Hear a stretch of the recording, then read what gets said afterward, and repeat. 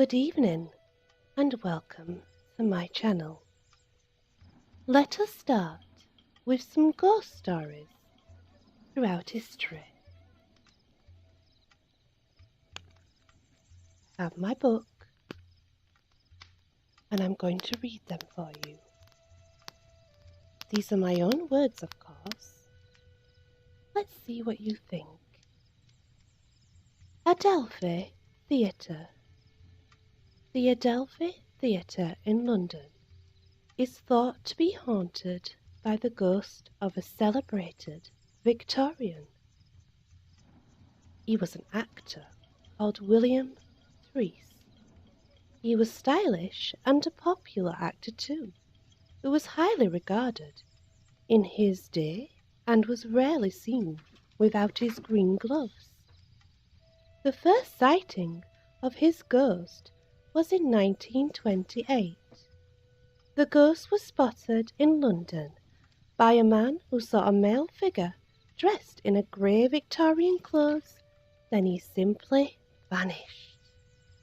This man that saw this figure did not know the story behind him. Of course, William has been seen many times after that, as you can imagine. The Alamo. The Alamo is in San Antonio, Texas, and is a landmark believed to be truly haunted. It was built in 1718 by monks as a chapel.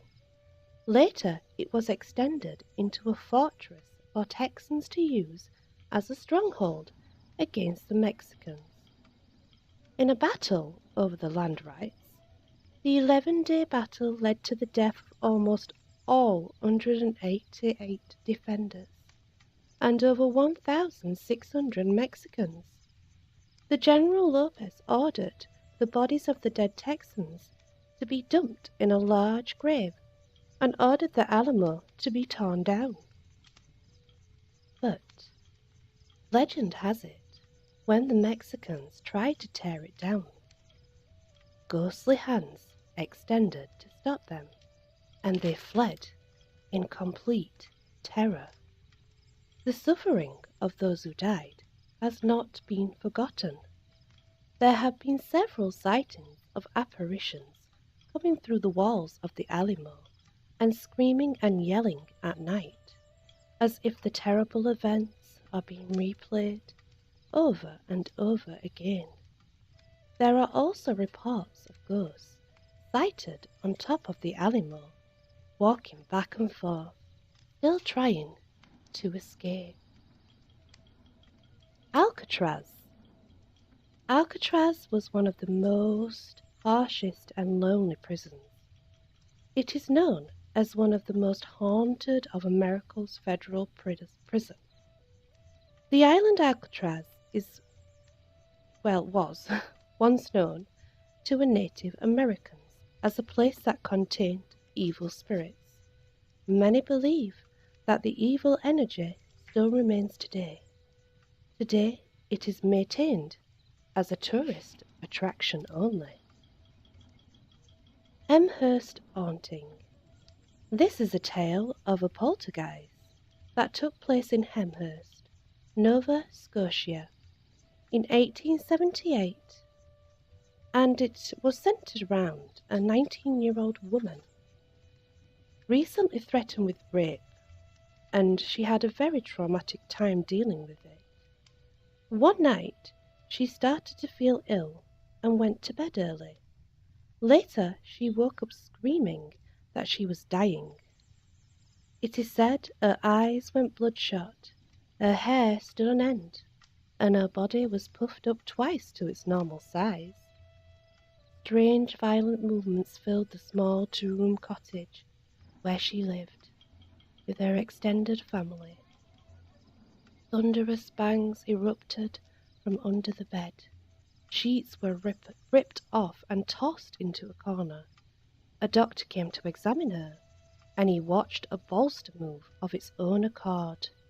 Along the wall he watched words as they were scratched high into the plaster.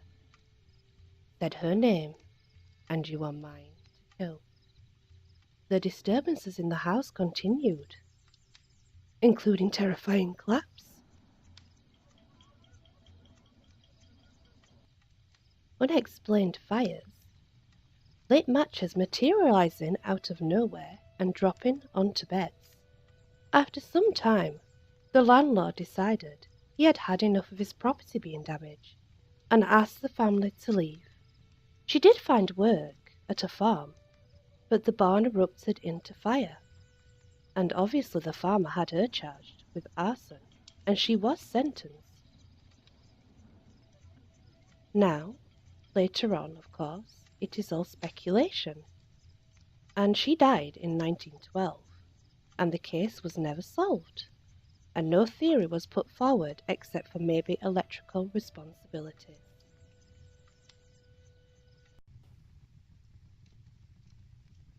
Arundel Castle. This West Sussex castle has been home of the Dukes of Norfolk since 1580. It was severely damaged by fire in the 17th century, but it has now been restored. It is also home to priceless art, and is thought to be home to several ghosts.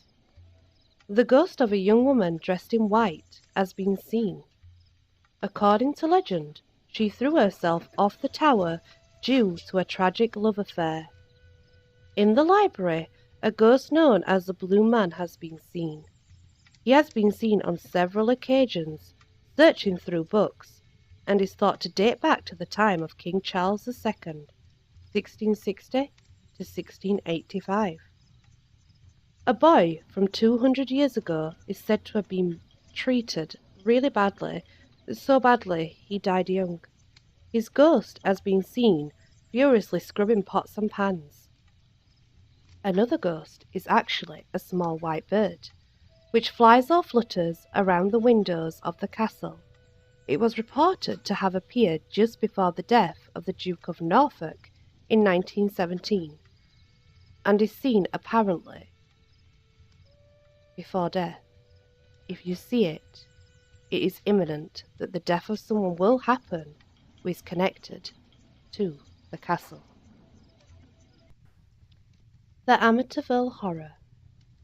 This is now considered a hoax.